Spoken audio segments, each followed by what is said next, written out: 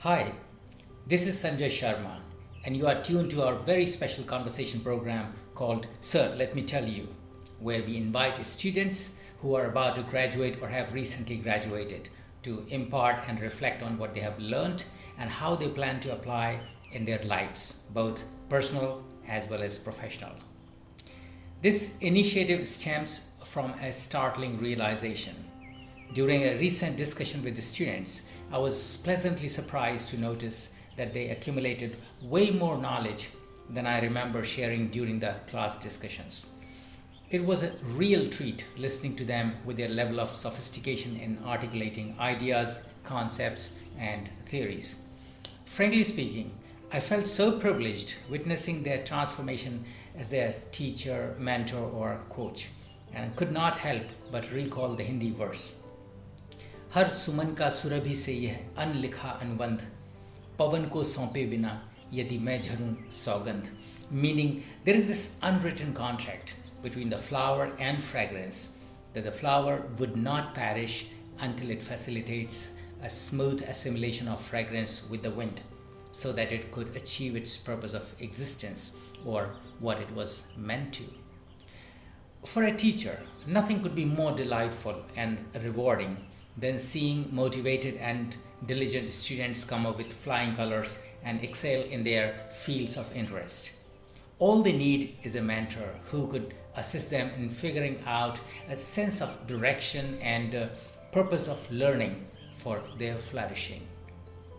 This initiative is an effort to offer a platform where they can showcase their caliber and competence with confidence. Having taught in different parts of the world in different departments, I would be inviting students from political philosophy to international relations, Korean studies to Asian business management, legal studies to languages, and so on. If this is what resonates with you and you feel motivated to join us as guest students, let me hear from you.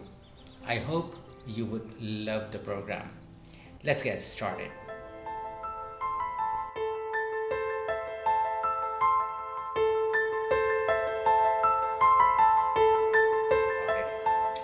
Today, my guest student is Hemin Hawezy from the Netherlands. He is currently serving as policy advisor, political and international affairs at the Dutch Ministry of Interior. He has a rich academic background with bachelor's in business administration and master's in public administration. He attended my classes in business in Asia and business ethics.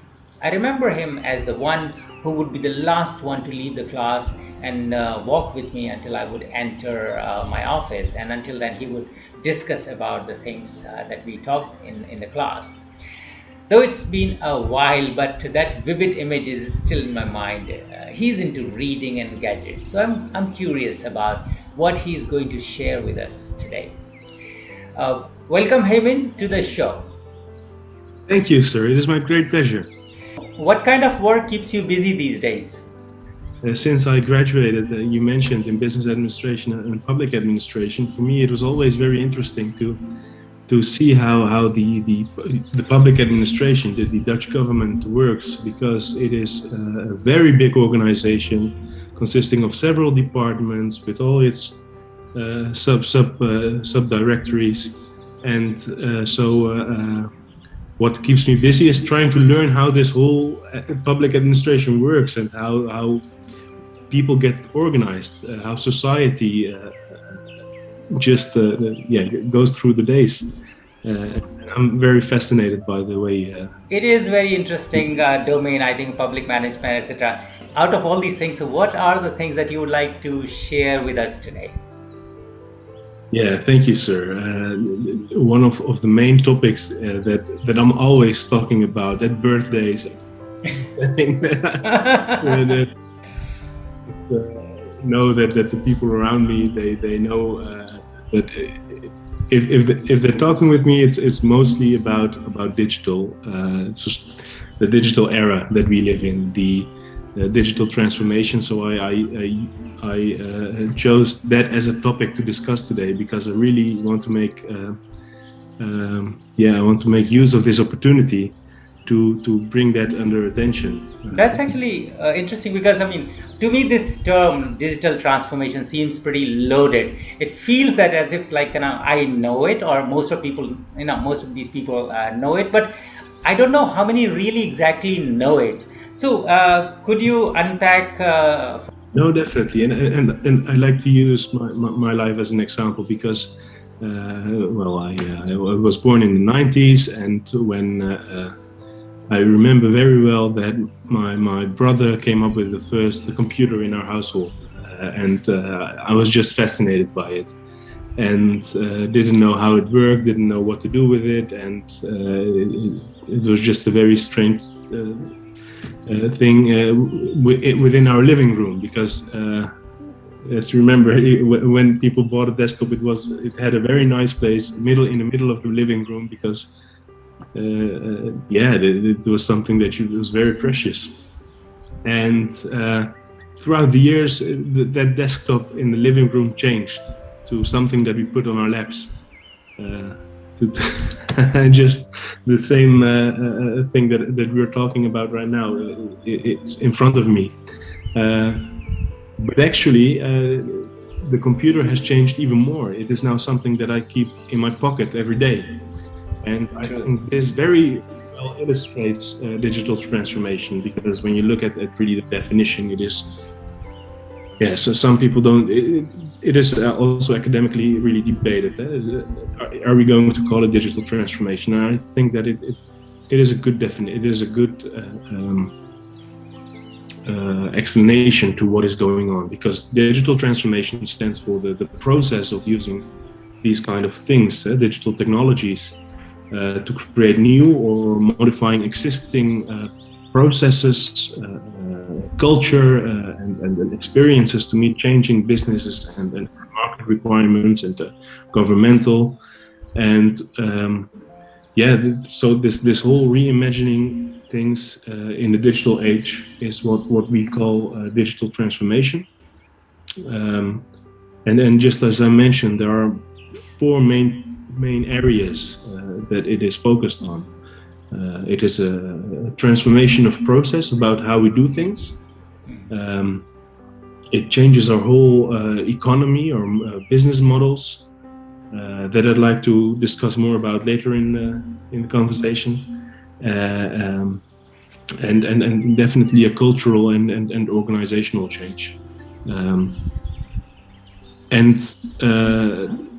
People talk about the digital revolution, the digital society, and I think the main thing that has to be concerned in this regard is a step-by-step process from the desktop to the laptop to the smartphone, and what comes next.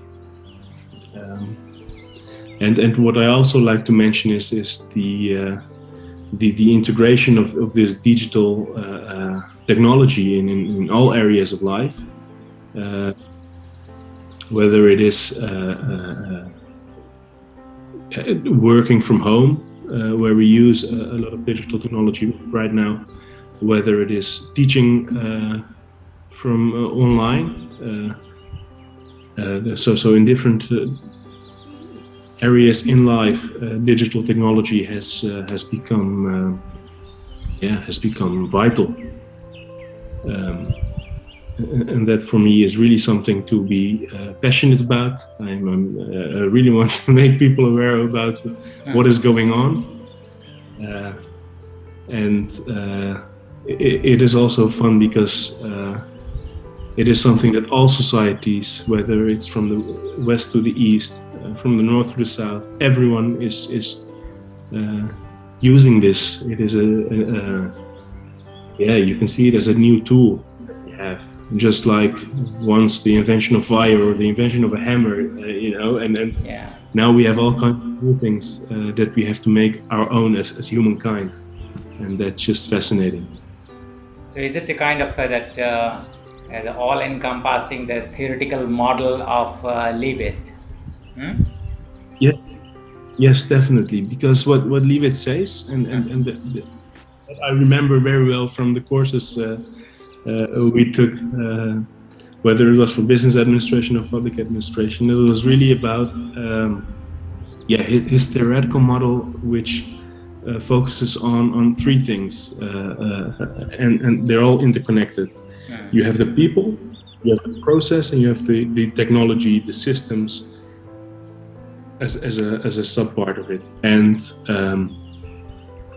this people, process, and technology directly influences an organization's future. When for instance, a company comes, a new CEO comes to the company, and he sees that either the company is failing or the company is getting big. He or she wants to change one of the three things, whether adding new processes or making them optimized, whether adding new people or whether you add new technologies. And what Henry Leavitt says, Harold Leavitt, sorry, what he says is that you have to make sure that you not only change one because change one of these three things, the others have to get in motion too, because they have to operate seamlessly in order for an organization to develop in a truly successful and inspired enterprise. And I think that this theory really touches the main points of what we see within this digital transformation going on, because people get all kinds of new skills. There are a lot of jobs that didn't exist 10 years ago. People are making a life using digital technology. What comes to mind are programmers, for instance. There are new languages of programming. Think of Python, and so it develops and it changes, and these skills are unfortunately not for everyone, because there are still a lot of people that lack a certain digital literacy, if you mention it like that. And so that's very a point of attention that we have to focus on. But what also is important, the second part is the process, the way we do things. And that really has changed with this digital transformation. Think about building a house. So if a government decides to build a new city or build new houses, it's straightforward. The supply chain, the value chain. You create an industry that brick manufacturer that makes it. You hire some people that really the laborers. And once the house stands, the house stands. But with digital transformation, it has changed. It is never ending. You once downloaded WhatsApp on your phone, and it still updates every week, because it is a continuous cycle. It is a it is iterative process, continuously looking at what are the needs, what are the wishes, what brings value to the people. Once the house was built, it was built, and that was it. Maybe maintenance, but the maintenance of digital technology and products are way different than the processes in life. For instance, agile. That is something that came up quite recently. It's very. It really is applying mostly for digital technology, for programming, where you continuously within a Scrum team, for example, is the way of agile working, where you continuously within a small team look at, okay, what brings value to our organization, to our business, to the government, what are the new technologies, and what are the new digital or the societal issues going. So that's really the change in the process. As we said, the change in the people, that was really the digital skills that is continuously going on. and where we have a big group that falls behind if we do not pay attention on that on time. We have the process of building things and just doing maintenance to a continuously iterative, agile way of approaching this. And the last part, it's technology. The technology that is used, that has changed greatly the past few years, and it continuously brings new products to the market, whether it is for administrative purposes, whether it is for entertainment purposes. Technology has really found its way into our lives in a way that it is all around us now. And there are new technologies that are being developed that are now really the focus and in the spotlights. And I think about artificial intelligence, think about machine learning and quantum computing, which the terms on itself, these definitions are so strange to us, to many people, that artificial intelligence, so what is it? Is it like a sci-fi movie, or but once you get aware of it, is that AI, which stands for artificial intelligence, that AI is all around us, and it is being used by for instance, by governments, by social media networks. So we are already there, and we still have to look at what kind of value can AI bring to us in our lives. Which tasks can we put? Can we outsource to AI? What is the impact on our society when we talk about quantum computing and machine learning and things making decisions for us? Think about technologies that we use around our house to turn on our lights, or to set an alarm. A digital assistant, for instance, Siri or whatever, the Google devices. And all things are very connected within our way of living at home, but also at the office. Technology has changed everything, and the prospects for the future is very promising. But there are some big question marks that we have to tackle, to discuss, and to pay attention to, and that is very important. That's true, yeah. When I think about the digital transformation, I would like to know about the timing of it. Like, what is the relevance? Why is it happening now? Are there any elements or factors that you see they are responsible for why it's like, developing or growing so fast in the current times? Yeah, thank you for asking this question, because I think that in order to understand what is going on, we have to look at also the history of where did it came from. And we have had certain industrial revolutions in the past. And we see that many people are not talking about the digital transformation, but really about the digital revolution that started in the 1980s. And it refers to the advancement of technology from analog, electronic, and mechanical devices, the digital technology available today. So, and I think that we have to be aware that this digital era is also changing to an information era. So that's also part of the digital transformation. And what I think it's really relevant right now is because we basically live in a digital society.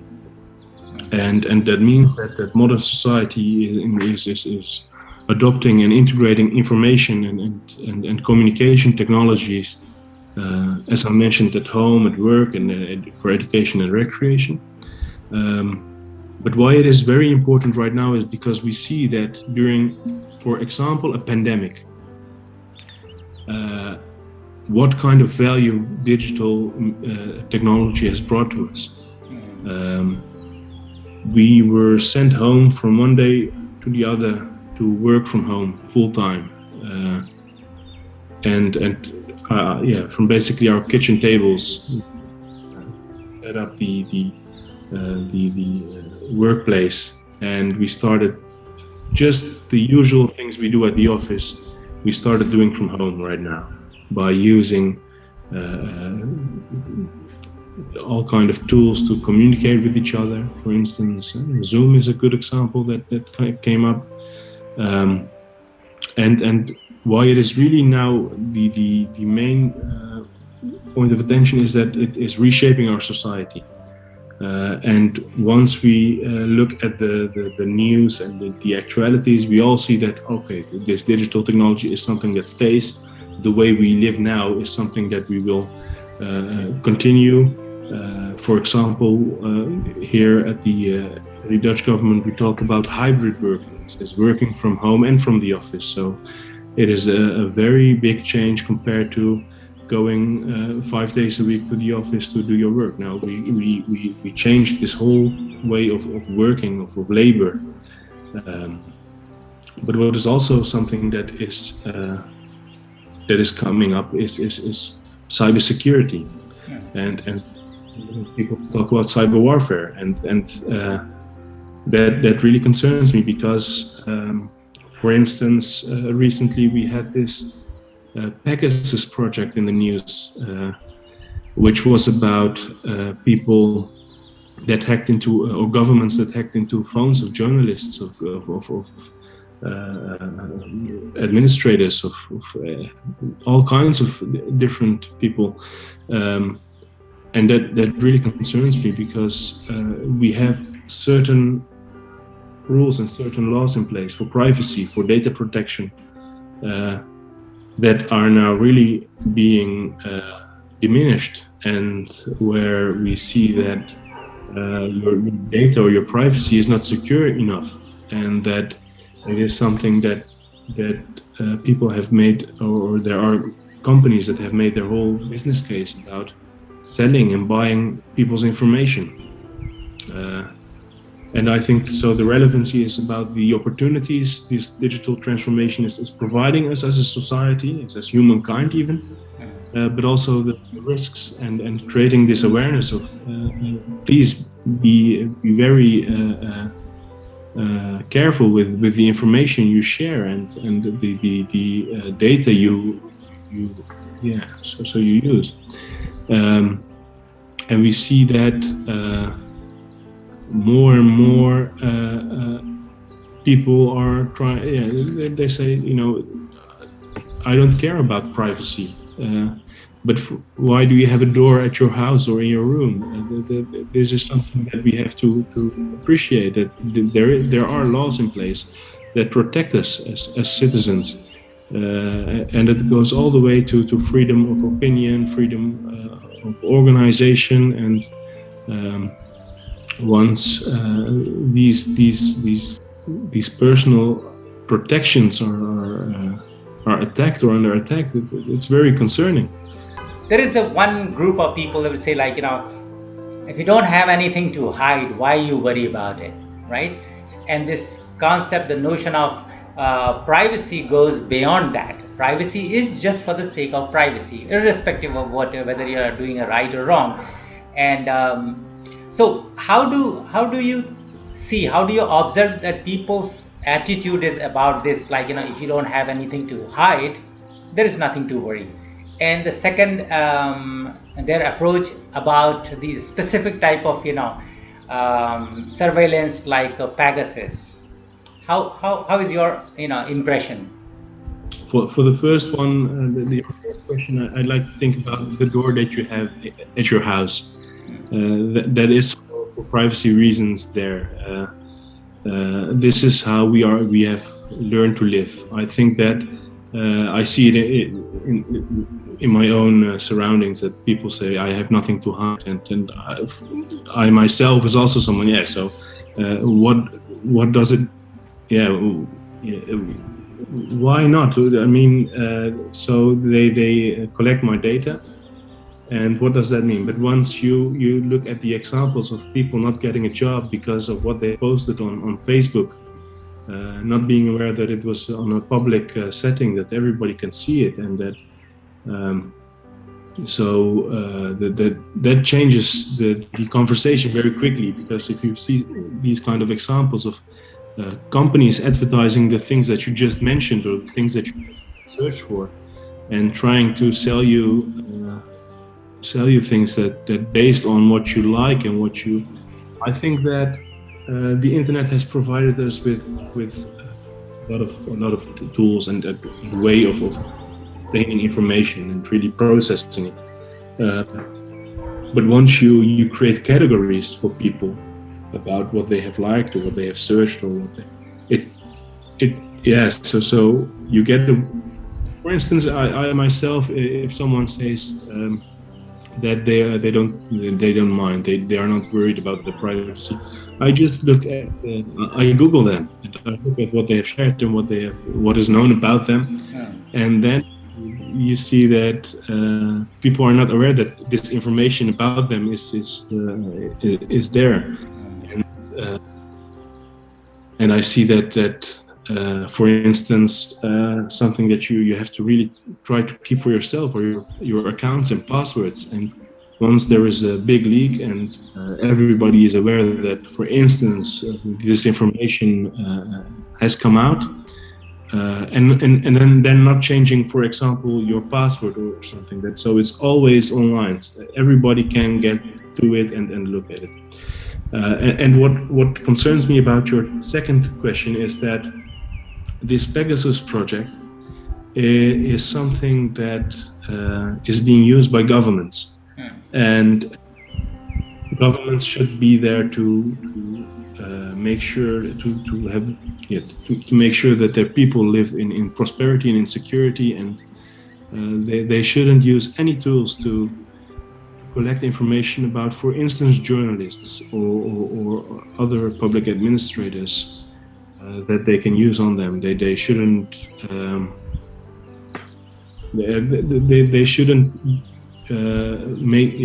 develop even. So it's really important, because of the Pegasus project was also developed by making use of public money, and then you see that once you go to a bank with this idea about, hey, I can make a new tool, and with that tool we can monitor people and track their activities and hack into their phones.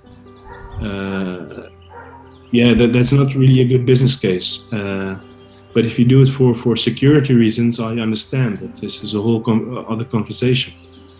But once you see that it is being misused, that these technologies do exist, that they are available for very small or a certain group of people, and not to the wider society, I think that it can be misused. That the data that is being collected, that it will have a huge impact on society. Look at the elections, for instance, election fraud or whatever.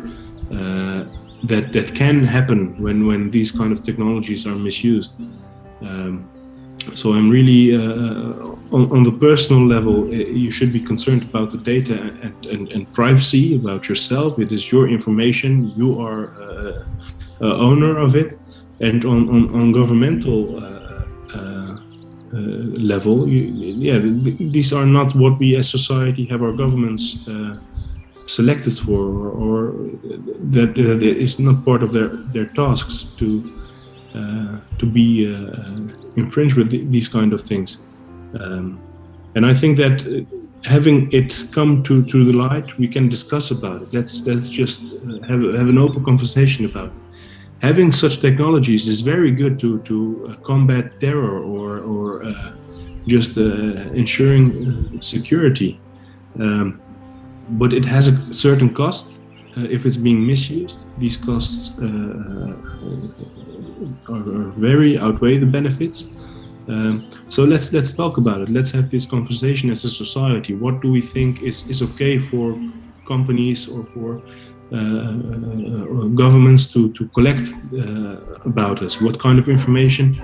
For instance, I think it's very good that a certain governmental organization has my data because they can share it with the other organizations. If I go to renew my driver license, I don't have to bring my whole administration again with me, where I live, what's my, we can really simplify this whole process.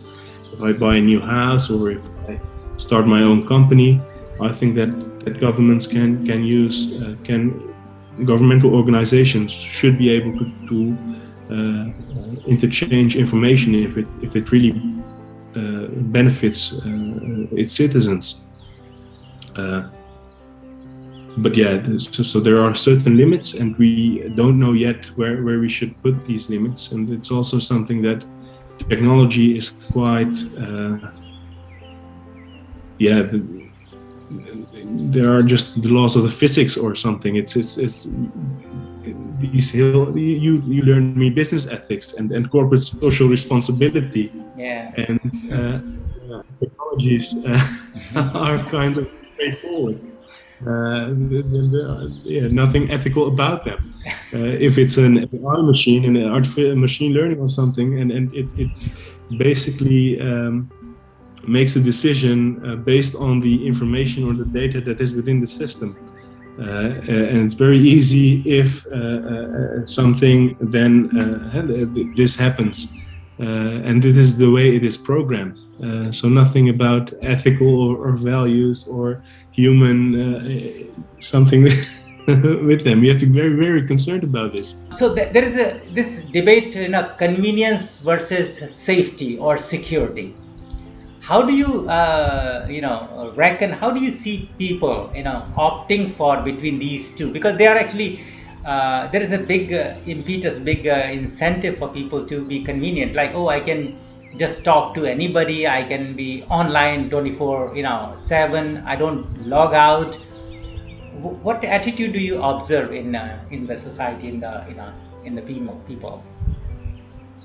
Yeah, and then I will use myself as an example, because I have a very small device within my house, and it is a Google Assistant. So there are other companies that provide it, but the one I have is from Google, and it really helps me. It is really convenient because once I say, and I will not mention it right now because otherwise it will go off.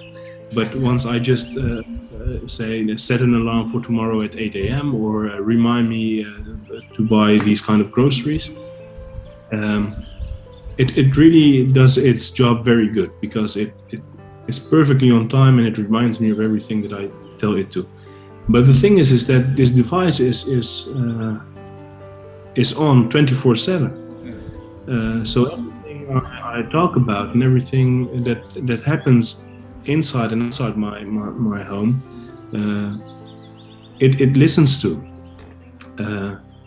And so there are things that you want the device to do. For me, it's very convenient, but I'm also really aware of the risks that are with it, about something in my household, that if it's being hacked or if the data or the security is breached, then my privacy is infringed, and this is something to be concerned about. But there's also, as a matter of fact, that these companies are being regulated right now. There is more and more regulation about security, cybersecurity, and the standardization of how we can make such tools that make it really convenient, but also are secure. And it recently has gotten way more attention because of also what it brings. And then you have to make this decision for yourself. Okay, is it convenient enough for me, and do I trust the provider? And often that is the case. For instance, but about these tech giants, these are very big companies. If something about security for these companies comes up, and it becomes known that they aren't secure enough, or they make misuse of your data, what kind of power do we have then?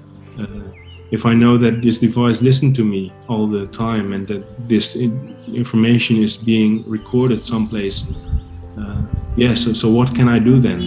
Do I just have to commit to it, or can I take a stand? And I think that more and more devices like that are being used right now by people. Think about the smartwatches also. That is very something that continuously tracks your heartbeat, continuously tracks your exercise, the average distance you walk or you bike, or what kind of sport activities you do. And then you say, well, that's very interesting, this kind of information for myself. I mean, I want to know how I sleep at night, whether. But then some insurance companies come with the idea of, hey, let's base the tuition or the money they spent on insurance on the amount they move, because if you walk more, you're more healthy, and the chances that you need to see a doctor or make some expenses on your health insurance decrease. So let's give these people some benefits, and then I think that then it's something else. It's a whole different discussion. It is about discriminating people that can and are willing to do these exercises and to walk distances and have these smartwatches. But it is not something that we have to monitor all the time. When I think all these things like the deep fake, and somebody can take your photo and create videos using your voice, can create videos, all that has become very user friendly. So you don't really have to be very expert in computers or technology. Anybody can do that. It's just having a simple common sense. So those things are quite worrisome. But I would also like to actually learn from you about opportunities, because AI is there, digitization is taking place. Can you focus on something that is positive about it? Of course, I mean there are many things. So what kind of opportunities do you see in that? Yeah, and one thing that I have to mention first is, of course, based on the recent report of the UN about climate change, which shocked us all, I believe. If we continue the way we live right now and we don't take any drastic measures to decrease our ecological footprint, and I think really that the opportunity or the keys to the solutions are really within these digital technologies. That, for instance, if I work from home, then I don't have to drive or to use any means to go to my job, for instance, every day, or to go to a conference in a neighboring country by plane. And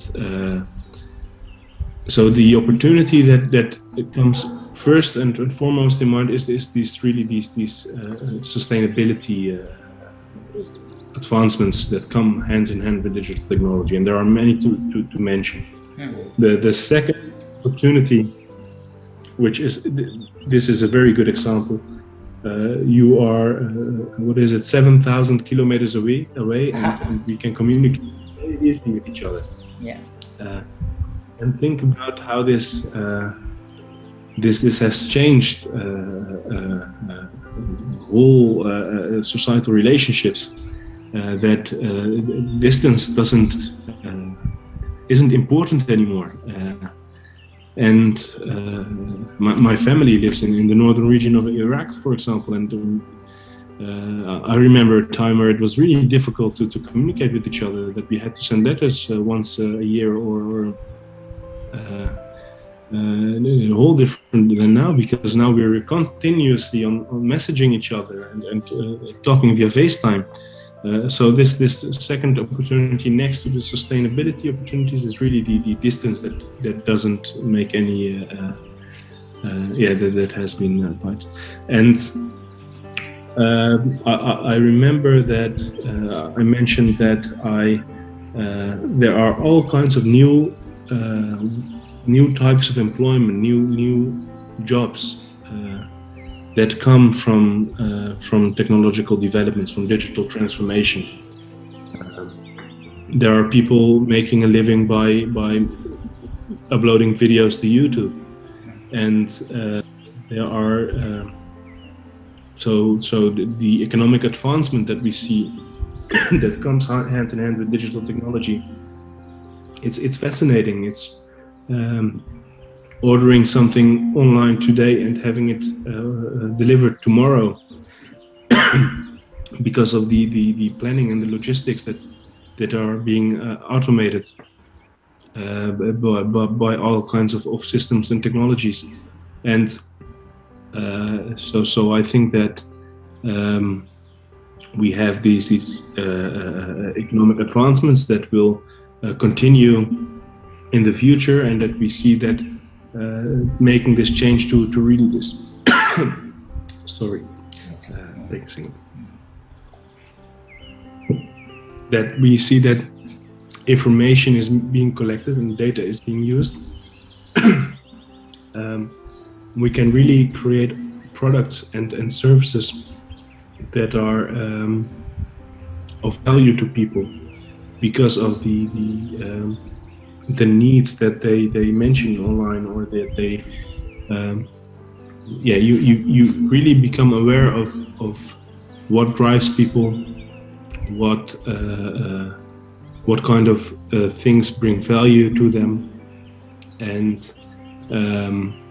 once we look at the biggest companies right now, there are all kinds of companies that focus on digital services and digital technologies. And we see that often software is more appreciated than the hardware, and that is also focused on open source and making it available to most people, to all people actually. And I think that there are these opportunities really outweigh the costs that they have, because there are also challenges. True.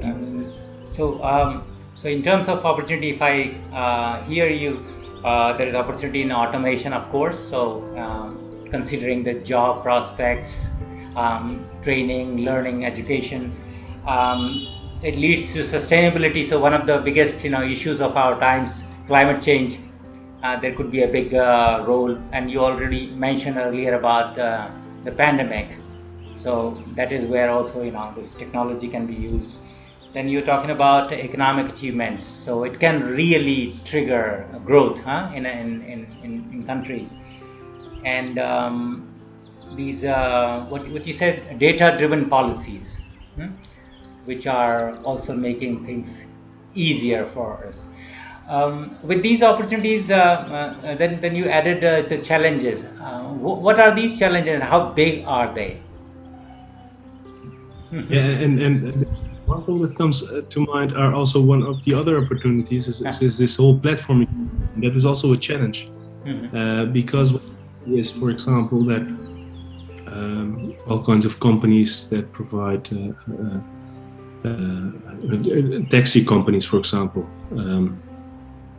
that are being this whole sector, this whole industry is being changed by the platform economy, because now people use Uber or Lyft or when they need transportation, but also the opportunities that it has. If someone has a free room, you can put it on Airbnb and get some income from renting it out instead of a hotel. And the changing part here is how do we regulate this? So we know that Uber has replaced these taxi organizations, but what does it mean if you are a Uber, or are you then employed by this company, or what happens to your labor laws once you cannot work for a week or two? What will happen with your income? What if you rent out a room, or your house in that matter, but so the neighborhood is not really fond of having constant new people in the neighborhood and making noise and whatever. So this is something that we have to have in mind. Nonetheless, one of the real challenge, and I really see it from nearby, is this digital literacy and people being afraid of all these new technologies, of not being able to use them in a proper way. Think about and then there. Yeah, I don't want to generalize, but elderly people are less digital literate than younger people. Although there is a certain group, of course, in every part of society that knows it better or less. But digital literacy it's really important that there is so much going on online, and if you lack the basics to be aware of this, so if a governmental organization or your municipality provides services, but you have to make an online appointment and you don't know where to start, or you don't have any device at home, when you get online classes, but you don't have a laptop or you don't have any contract for internet or something, so we cannot. We have to keep in mind that these are kind of issues that we have to tackle. We cannot assume that everybody has the same resources that we have in Western society. We cannot assume that elderly people, just as younger, can adopt to new technologies that quickly. Technology changes so much and so frequently. Even in some parts, I am not aware of what is going on. When we talk about quantum computing, I don't have a clue about the new challenges or the new opportunities that it provides. What is also very important is that we a lot of people lack this awareness of digital technology. They are not yet aware about the importance of being very secure with your data, the importance of trusting some sites, because we see a lot of opinion makers online, and it's really a challenge even for myself to make sure that we not make judgments based on what we read online, what is mentioned without any source or without any proper academic research, or and I see this with this whole pandemic about the fake news that is being about the way that vaccines, for instance, can have all kinds of negative consequences. And once it is mentioned online and it is read by millions of people, it is being shared, and it's being read all over. And then, how do you stop something that is fake or that is not true? Or how do you make sure that you get the right story under attention and that it is going to be viral as well? So this is really a challenge, because once it is about a celebrity, okay, if it's fake news, then you can have some judgments on that. But once it's about your health, about information that is truly vital and that is being misused, then it has no whole other it really changes the game. And what I also see is that something that is getting more and more attention is cybersecurity. And cybersecurity means that governments hack into each other's systems and They collect each other's data, and even with companies and other organizations. It is very disturbing to know that this is going on, and that it is possible that from one day to the other, a whole system or a whole service can be offline if I cannot make use of my mobile bank application, and I cannot get to my money. I'm not someone that has cash money every in house, so that's really an issue, because then how do I then buy groceries, for example? So we have to make sure that these kind of systems, whether it is health or hospitals, technologies that are being used for banks, technologies that are being used by the government, that we make sure that these are secure and online 24/7. This technology, it develops so quickly. Even that I don't need any new device, I still maybe buy it, and that is not the way we think about sustainability. If we cannot use the old device anymore that has been produced for at least 15 years, and that so this is really a focus on the legacy, about having things in technologies in organizations that are being less and less used, and are up to new or innovation, and that we see that so if you think about that, it cannot be recycled, or it finds its way to some other place, that is not the opportunity that comes with sustainability. So we have to make technologies that are durable, that are sustainable, that we can use more often.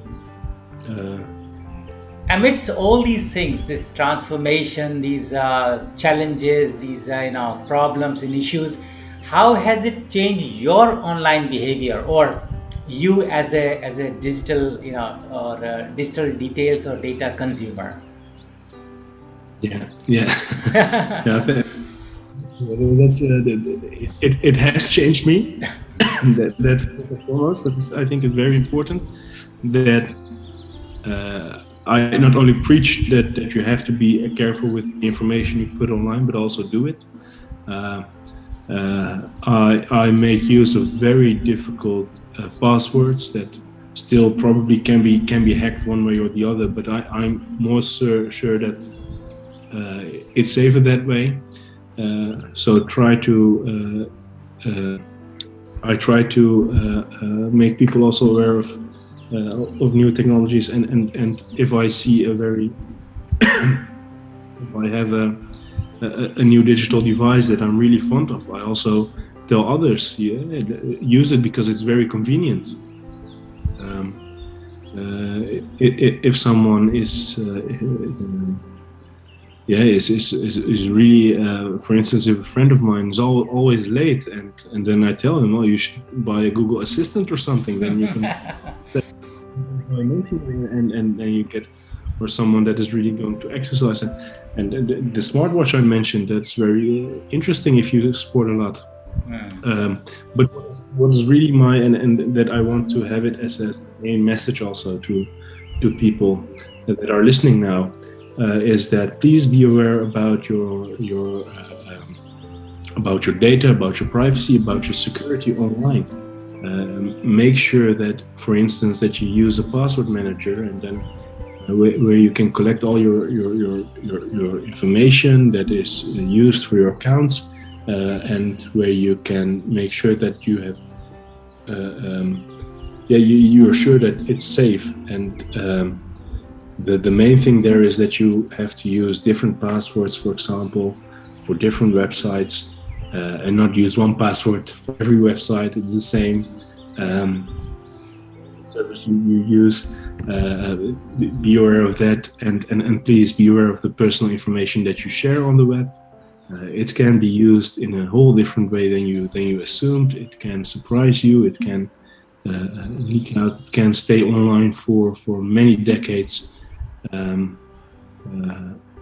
So I'm really happy that as someone that was born in the 90s, that not my whole life as a kid now is shared online on Instagram. That there's certain benefit that comes with that. Be very aware of what you do online. But also what I like to mention is try to read more about these new technologies that surround us. Internet of Things, artificial intelligence, deepfake, as you mentioned. It's very interesting because these are new tools that are being developed, and we are not yet sure how we are going to make use of that, or how it will impact our laws and rules and the way we interact as a society. So try to get updated on these and really try to add to the conversation, to the discussion that is going on. By reading the news, reading books about these things.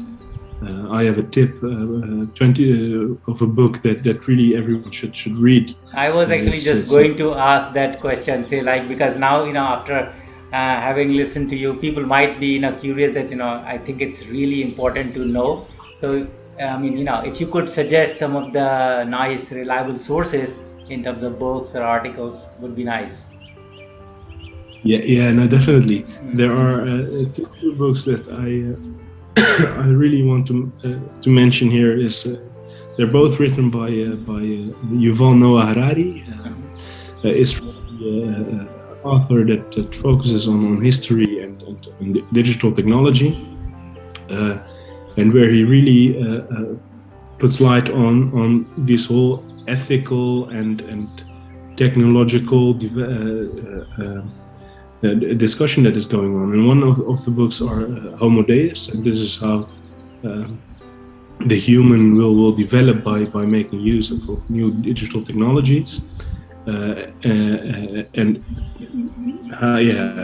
the second book is about 21 lessons for the 21st century, where he discusses basically the impact of these kind of new technologies as information as Internet of Things and then AI and quantum computing, but the impact it will have on our lives and how we can make sure that we make good use of them, and we can make life much easier, and we can create new tools and innovate by reducing also the challenges or the costs that are attached to these new products, that we focus on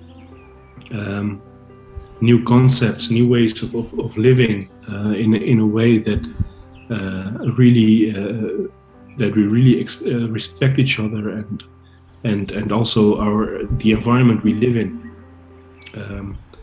That we I'm really fascinated by his look on these matters, but I also want to create my own understanding about what does this mean for me, and what do I want these technologies to do, and you see that this is something that should be people should be aware of, and people really should add to the discussion, because at the end of it all, it is something that will affect us all, and society as a whole, but you as a person.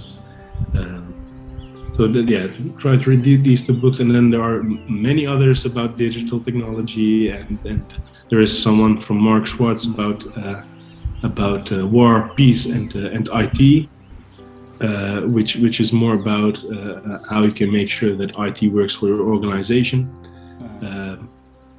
and these are books that are all based on Western society, but what you see is in the East it is also coming up, and the way it has developed, digital technology has developed, for instance, in Southeast Asia,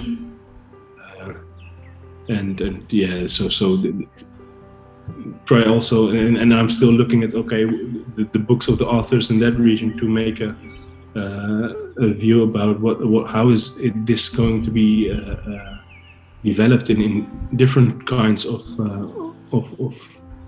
areas. A system like social scoring, what was used in one or two countries.